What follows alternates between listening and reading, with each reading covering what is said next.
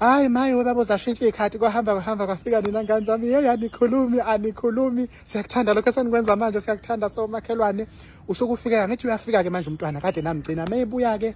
usethe ukukhuluphala emzimbeni mayefika ningamhlebi nimtshele la emehlweni nithi hawu wasukhuluphala kangaka manje kanti udlani sihlekele khona sobakhona sijalo sithawiyo nonkosi basho ukuthini mabethu udlani basho ukuthini mabethu udlani angabuye endlini phela wasonke sidla ukudla nje ayekho umuntu odla angazi ini yani usonke sidla ukudla ayikho umuntu odla amatshe hayi ngane zami nimphose udlane sihlekele khona sobakhona sijalo sithawiyo inkosi bahlanganaphi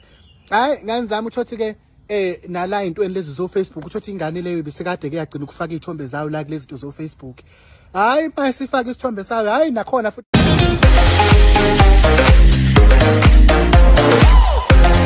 Hello everyone, welcome back to Sunny Live Chain. Thank you so much guys for tuning in. Well guys, I'm back again with the Mzansi celebrity stories and namhlanje ke sikhuluma ke ngoSimthande Myeza oyi-comedian aphinde futhi abe i-radio personality abe i-actor udumeke ngelika MakaThangithini la einkundleni zokuxhumana ku Facebook uyamthola ku TikTok uyamthola futhi nalaphana ke ku Instagram nakhona futhi ke ku YouTube uyatholakala uma ukuthi nje uthanda amahlaya ngeke ungamazi ke uSimthande Myeza. Well guys, lana ke einkundleni zokuxhumana kubeke sekusabalala indaba zokuthi ke akasekho emhlabeni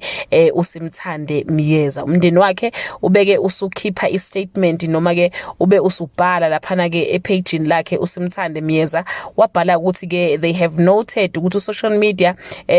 ugcwalisa ke indaba engaselona iqiniso ukuthi uSimthande Myeza akasekho emhlabeni base beyasho ukuthi cha baphatheke kabi ngempela njengomndeni ukuthi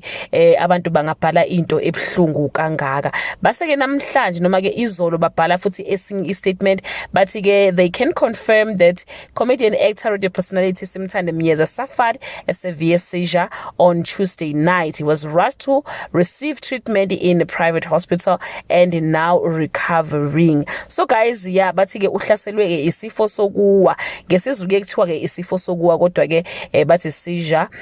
severe seizure ke emhlaselile ngolesibili ebusuku bathi ke this morning we woke up to some misleading reports on WhatsApp suggesting that he has died. We thank everyone who have been wishing him speed recovery and prayed with his family. Meanwhile, Myeza's management and PR will be running his social media platforms and managing MakaThangithini's pre-recorded content with the help of the team. So guys, bathi ke bazoqhubeka baposte ama video akhe lawa kade vele sewenzile but azobe postwa ke i-team yena njengoba ke esalulama ke esibhedlela bathi indaba zokuthi akasekho emhlabeni azisilona ke iqiniso. So kubathandi ba be content yakhe they can continue to pray for him ukuthi ke alulame kahle yeah guys izinjalo ke izindaba we are praying for ukuthi uSimthande Myeza alulame aphinde futhi MakaThangithini abuye ke azosibusisa sijabulele lokho ke nje ukuthi usebuyile. Guys, if you know you know. Do leave your comment below and let's continue to pray for him and his family. Bye.